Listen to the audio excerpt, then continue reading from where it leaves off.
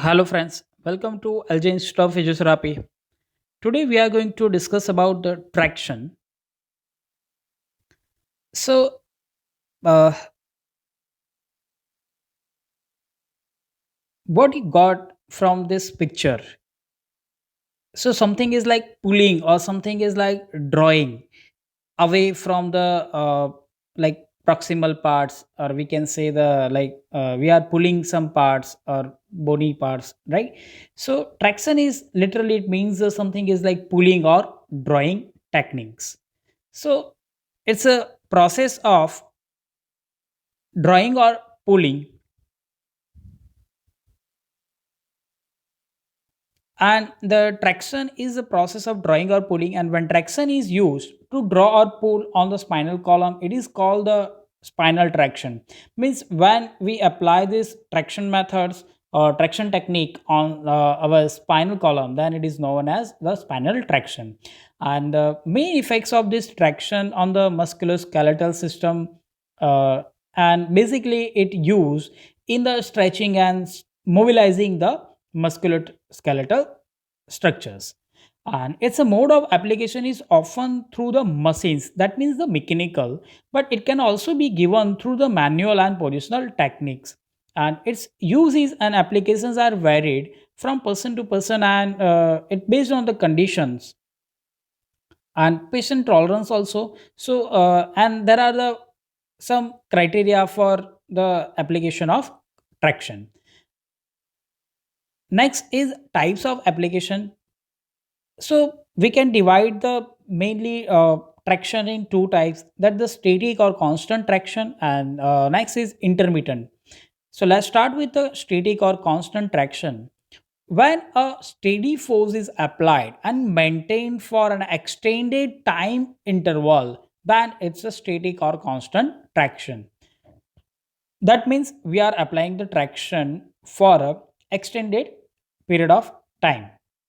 And again, based on the time period, we can divide this static or constant traction in two subtypes, that the continuous or prolonged traction and sustained traction.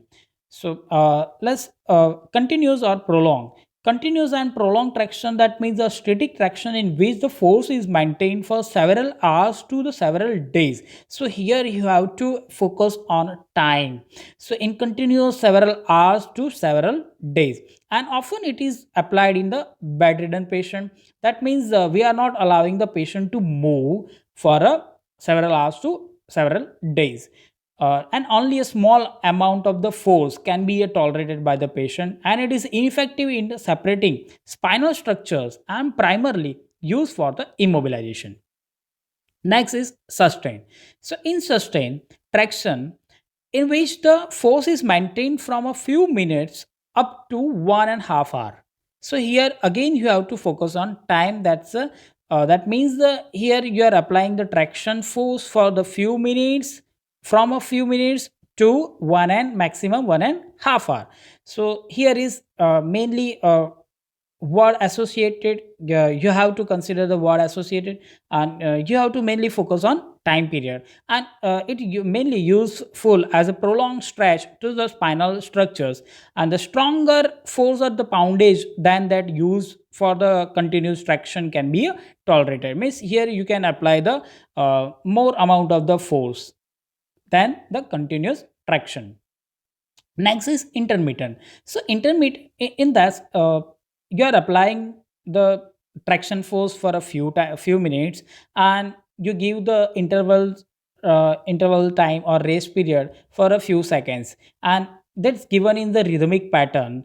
And the greater force is applied in this intermittent traction than the continuous and sustained traction. So the force is alternatively applied and released at the frequent intervals, usually in a rhythmical pattern. And great forces than that used for the sustained traction can be tolerated by the patient.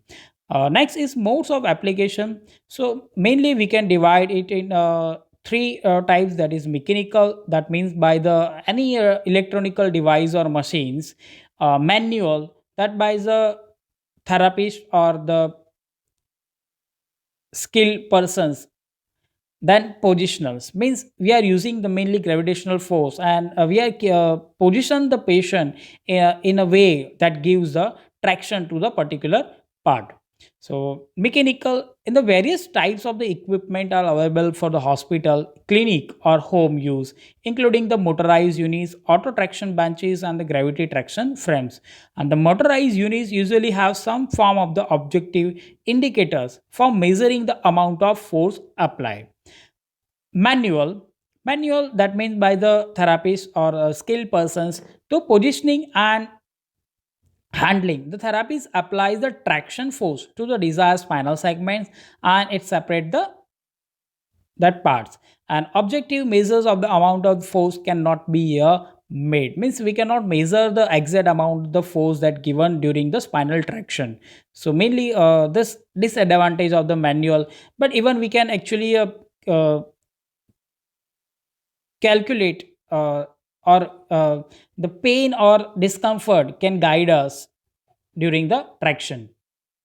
Then positional, through the positioning, a sustained force on specific segments of the spinal column can be obtained, and it may be asymmetry or symmetric. So here, all for the traction introduction. Then types of traction, mainly so today's lecture we have discussed about the introduction of traction, then types of traction, that means how we can apply. There's a static or constant and intermittent. Then we have discussed about the modes of application, then mechanical, manual and positional mode. So here we'll end the today's lecture. So thank you.